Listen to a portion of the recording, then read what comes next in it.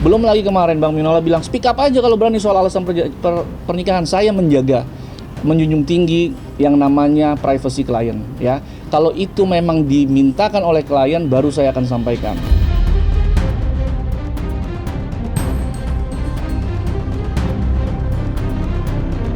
Kenapa nggak pada waktu perceraian aja dia direkompensi? Ingat loh, yang mengajukan gugatan perceraian itu Ruben.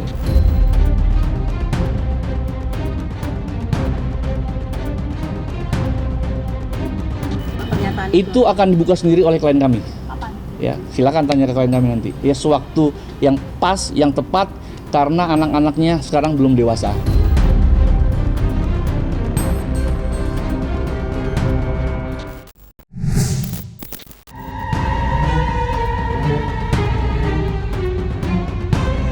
Perceraian memang telah resmi terjadi, namun perhatian publik terhadap Ruben Onsu dan Sarundah tampaknya masih belum juga surut.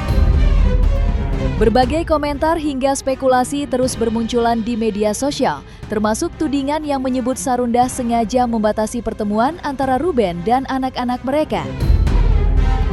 Menanggapi ramainya anggapan tersebut, Sarundah akhirnya memberikan penjelasan. Perempuan yang dikenal sebagai mantan personil Cherry Belle itu menegaskan bahwa apapun keputusan yang diambil saat ini semata-mata berlandaskan kepentingan anak-anak. Baginya, menjaga kondisi mental dan perasaan buah hati tetap menjadi prioritas utama di tengah perubahan besar yang sedang mereka hadapi. Tak ingin situasi semakin memanas, Sarundah pun memilih mengambil langkah yang lebih tenang. Ia menyerahkan seluruh proses hukum serta komunikasi resmi kepada tim kuasa hukumnya. Dengan cara itu, Sarundah berharap setiap persoalan dapat diselesaikan dengan kepala dingin dan tanpa memperpanjang polemik, sehingga hubungan keluarga tetap bisa dijaga dengan baik demi kebahagiaan anak-anak mereka. Maaf, saya nggak bisa hadir, soalnya saya masih ada kerjaan, gitu, cari duit halal kan. Dan segala sesuatunya juga udah ada diwakilkan sama kuasa hukum saya, gitu. Jadi ya semoga semuanya bisa diselesaikan dengan baik-baik, sesuai dengan kesepakatan. Karena sekali lagi dan terus-menerus saya selalu memikirkan kasihan dengan anak-anak saya. Namun di tengah keinginan untuk menyelesaikan segala persoalan secara baik-baik, muncul satu masalah lain yang kembali menyita perhatian. Kali ini sorotan mengarah pada persoalan aset bersama yang hingga kini masih menjadi pembahasan di antara kedua belah pihak. Pihak Sarundah mengaku menyayangkan kondisi 2 unit rumah yang disebut menjadi bagian haknya. Pasalnya, aset tersebut diduga pernah dijadikan jaminan ke bank sebelum perceraian terjadi. Situasi semakin rumit setelah beredar kabar bahwa status kredit atas aset tersebut kini mengalami kendala hingga masuk dalam kategori kolektibilitas 5.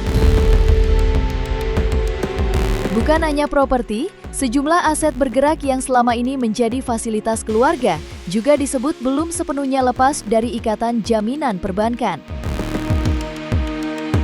Masalah ini terjadi sebenarnya ada permintaan yang tidak pas, tidak sesuai dengan perjanjian. Ya, kalau kami dasarnya, Sarwendah dasarnya adalah perjanjian. Dan Sarwendah dalam perjanjian itu ada satu yang krusial, yaitu rumah tempat dia tinggal ini situasinya dijaminkan oleh bank dengan hutang yang cukup fantastis. Hutang itu harusnya dibayar oleh RO secara kesepakatan. Tetapi dalam negosiasinya klien kami tidak keberatan dibayar berdua. Ya, niat baik klien kami untuk membayar itu ada, jelas dan sudah kita sampaikan. Ya, tetapi saya nggak tahu apalagi alasannya tiba-tiba dari pihak mereka tidak mau membayar juga terhadap kewajibannya. Ya, lalu apa yang sudah pernah dibayarkan dulu terhadap cicilan itu pada saat negosiasi diminta dibayarkan dari pihak klien kami, dikembalikan kepada pihak RO. Ini apalagi gitu, padahal kesepakatan sudah dibuat. Dari 4 aset Tidak bergerak. benda tidak bergerak. Ya, di situ ada villa 1, ada apartemen 1, ada rumah 2. Letak 2 rumah ini di Jakarta Selatan. dari awal kita kemarin sudah tunjukkan bukti chatnya bahwa RO yang memilih asetnya. Nah, kenapa kemarin kami luruskan? Karena di statement sebelumnya oleh kuasa hukum RO menyatakan bahwa klien kami lah yang memilih-milih aset. Kami mau yang ini, kamu yang itu. Bahkan kita udah tunjukkan kemarin bukti chatnya. Jelas bahwa klien kami menolak untuk diberikan sebanyak itu aset. Klien kami bilang hanya butuh 1 rumah saja untuk anak-anak. Itu yang kami jawab kemarin gitu loh. Jadi ini yang memang kami perlu luruskan, dan memang kalau dibilang klien kami yang pilah-pilah, menyesatkan nggak? Menyesatkan dong. Kan jelas udah ada bukti chatnya. Ya, untuk yang leasing mobil, jadi dari 2 aset yang dimiliki RO, ada 3 mobil, kalau nggak salah 3 mobil yang menjadi haknya RO, tapi mobil tersebut masih dijaminkan di bank. Yang satu itu Mercedes-Benz, yang satu lagi itu Mini Cooper. Nah, yang Mini Cooper ini ditagihkan di salah satu bank swasta ke klien kami. Nah, ini kan sudah jelas di akta kesepakatan bahwa itu milik RO. Penguasaan fisiknya pun ada di RO, tidak ada di rumah klien kami. Lalu kenapa masih ditagihkan ke klien kami? Itu yang kemarin kami sampaikan, faktanya demikian. Itu sudah disampaikan dalam press conference kemarin, ya. Jadi mobil itu adalah salah satu mobil yang terbagi dalam aset Gonogini, ya. Dan penguasaannya ada di pihak RO. Tetapi tiba-tiba muncul lagi lah, ya, pihak bank menagih ke klien kami. Loh, ini kan kita udah putus, ya kan? Dan melalui press conference kemarin sampaikan kepada pihak bank juga nggak perlu lagi lah ganggu-ganggu klien kami lah, gitu. Karena udah jelas kok udah putus kok hubungan suami istrinya, gitu. Mengenai masalah aset Pak. aset misalnya seperti itu, ya. Nah, ini kita ada bukti bahwa Ruben itu selama ini tertib untuk membayar cicilan KPR ke Bank BCA itu yang per bulannya itu bisa mencapai 379 juta per bulan. 379 juta per bulan. Dan ini tidak dibayarkan beberapa lama gitu loh. Di aktanya juga dikatakan pelunasannya itu akan menjadi tanggung jawab bersama. Dan ketika kami berkomunikasi dan bertulis surat juga kepada BCA, yang menjadi pemohon kredit itu tidak hanya Ruben. Tidak hanya Ruben. Ya jelas dong, karena kan jaminannya itu adalah harta bersama. Jadi bank pasti akan minta persetujuan daripada pasangan kita ketika kita menjadikan aset kita sebagai jaminan atas pinjaman. Cek OJK, cek bank apa peraturannya ketika mengajukan kredit. KPR itu. Ya, ini kan rumahnya kan sudah ada dulu, baru di KPR kan untuk renovasi. Kan begitu, untuk dibuat seperti itu, kalau nggak salah seperti itu ya. Nah, jadi ketika di KPR kan itu kan posisinya kan sebagai harta bersama. Di tengah polemik yang masih bergulir, Sarunda kembali mengungkap fakta yang menurutnya cukup mengusik. Ia menyoroti rumah yang saat ini menjadi tempat tinggal dirinya bersama anak-anak yang disebut merupakan bagian dari harta Gonogini, hasil pernikahannya dengan Ruben. Yang menjadi perhatian, rumah tersebut diduga sempat dijadikan jaminan ke pihak bank dengan nilai pinjaman yang disebut mencapai angka fantastis. Kondisi ini pun membuat persoalan pembagian aset pasca perceraian menjadi semakin rumit dan menyita perhatian publik. Meski demikian, pihak Ruben memberikan penjelasan tersendiri terkait hal tersebut. Menurut mereka, tanggung jawab untuk menyelesaikan kewajiban yang melekat pada aset bersama itu nantinya akan menjadi kewajiban kedua belah pihak.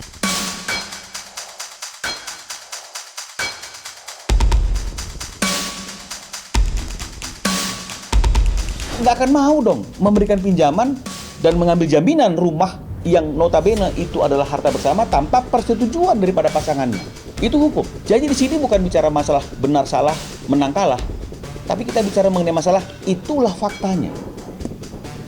Because law is logic, tidak akan ada bank yang akan memberikan kredit dengan jaminan harta bersama tanpa persetujuan suami atau istri.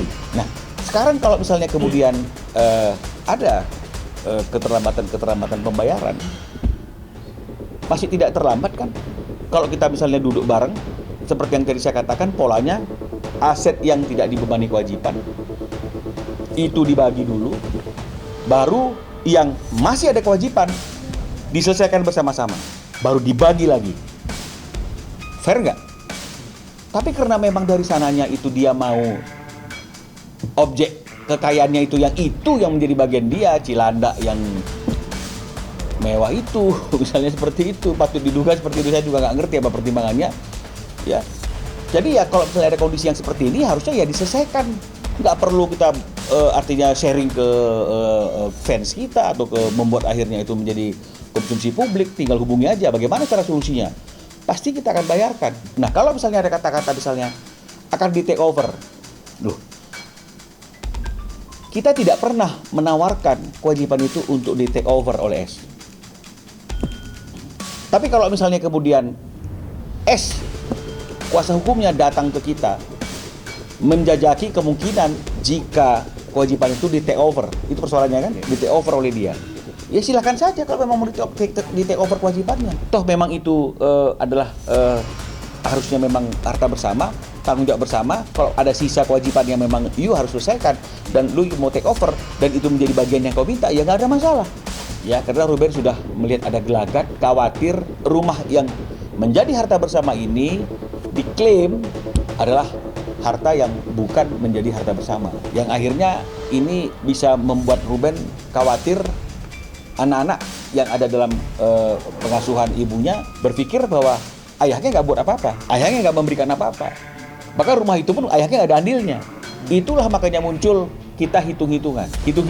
Kalaupun memang misalnya mau diserahkan ke anak, anak harus jelas bahwa di ujung perjalanan itu mama yang lunasi, tapi dari awal sampai pertengahan jalan papa yang bayarkan. Fair dong. Sementara itu, tudingan yang menyebut adanya pembatasan akses pertemuan antara Ruben dan anak-anaknya langsung dibantah oleh pihak Sarunda. Menurut mereka, anggapan tersebut tidak sepenuhnya sesuai dengan kondisi yang sebenarnya terjadi di lapangan. Pihak Sarunda menilai bahwa hingga saat ini belum ada upaya koordinasi yang dilakukan melalui jalur yang dianggap tepat. Mereka berpendapat komunikasi terkait pertemuan dengan anak seharusnya bisa dilakukan melalui pengasuh ataupun dengan datang langsung ke kediaman tempat anak-anak tinggal. Namun yang terjadi, komunikasi disebut lebih sering dilakukan secara langsung kepada anak-anak yang usianya masih tergolong di bawah umur. Tak berhenti sampai di situ, kubu Sarunda juga mengklaim memiliki sejumlah bukti percakapan yang dianggap dapat memperjelas duduk persoalan.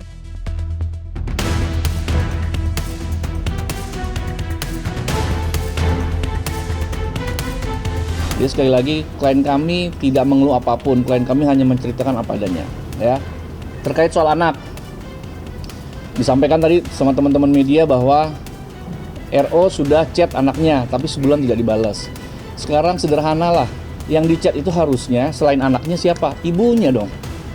Ya, kan ibunya yang mengatur posisinya, jadwal. Tapi kalau nggak pernah chat ke ibunya, ya nggak pernah berusaha datang ke rumah untuk meminta, ya minimal datang kalau nggak bisa dihubungi gitu. Itu nggak pernah, lalu tiba-tiba dibilang dipersulit. Sehingga saya bilang, ya informasi dari lawyernya RO atau dari RO dibilang mempersulit, kan nggak sesuai dengan fakta. Ya, tidak sesuai dengan fakta menurut saya adalah menyesatkan. Karena itu disampaikan di publik. Siapa yang melarang untuk ketemu anak?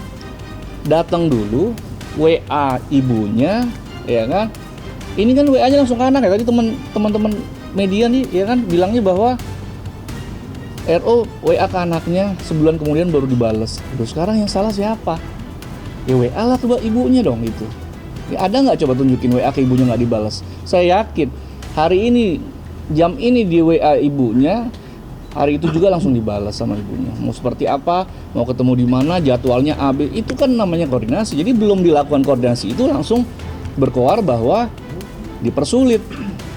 Kan ngaco gitu. Itu yang kita agak keberatan. Yang saya ketahui, saya bisa pastikan ya bahwa Wendah itu malah lebih sering menchat RO sebelum pada saat proses yang perceraian. Lalu dari pihak RO hubungi saya, lawyer saya. Itu yang selalu dibilang. Saya ditunjukin chatnya. Jadi sebenarnya yang menolak komunikasi langsung dari awal adalah RO. Itu saya bisa buktikan. Ya, jadi Wendah menanyakan sesuatu langsung Ruben bilang, RO bilang, hubungi lawyer saya. Seperti itu. Jadi sebenarnya Ini komunikasi dan mereka lupa ya pada saat mereka sudah bercerai dengan sebuah putusan. Ini memang menjadi PR tersendiri. Kenapa? Karena anak ini kan nggak bisa komunikasinya orang lain, harus mantan suami istri inilah, ya mantan istri mantan suami ini yang komunikasi.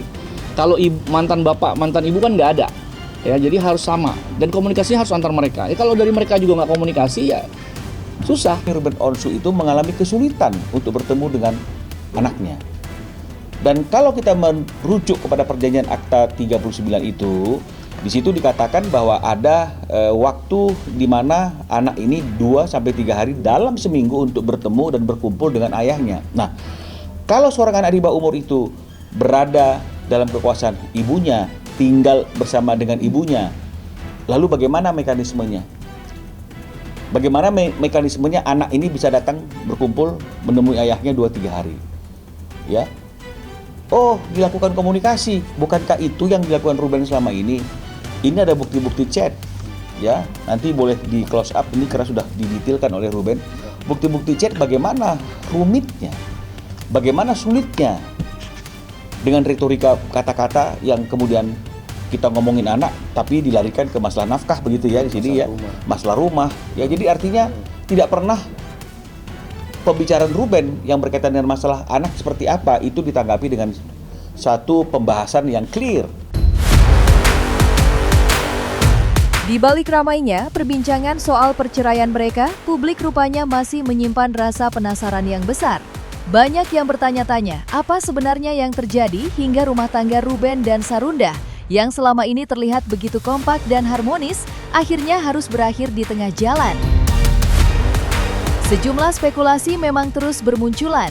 Bahkan sempat beredar kabar bahwa penyebab utama keretakan hubungan mereka akan dibongkar secara terbuka. Namun hingga kini, Sarunda memilih untuk tidak mengikuti arus tersebut.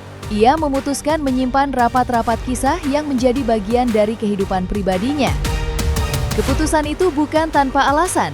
Bagi Sarunda, ada hal-hal yang menurutnya belum pantas untuk disampaikan kepada publik saat ini, terutama jika menyangkut masa depan dan perasaan anak-anak mereka. Karena itu, ia lebih memilih menahan diri dan menjaga privasi keluarga dibanding membuka luka lama di hadapan banyak orang.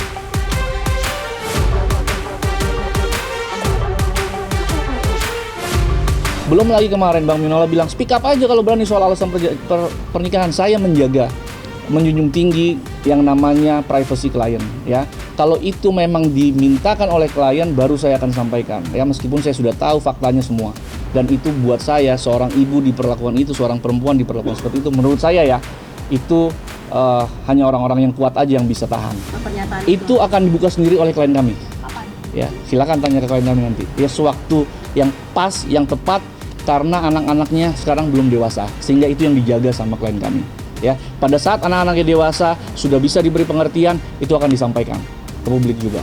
Kenapa nggak pada waktu perceraian aja dia direkonvensi? Ingat loh, yang mengajukan gugatan perceraian itu Ruben loh, bukan S. Ya, jadi kalau misalnya perceraian itu akibat adanya KDRT atau apa segala macam, harusnya yang menggugat cerai itu siapa?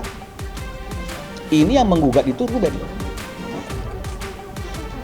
Ya, dan kemudian tidak ada rekonvensi, artinya gugatan balik untuk menyangkal alasan-alasan perceraian. Pasti kita pengen Bukan ekspresi, mengedepankan estetika. jelas tadi mendengarkan.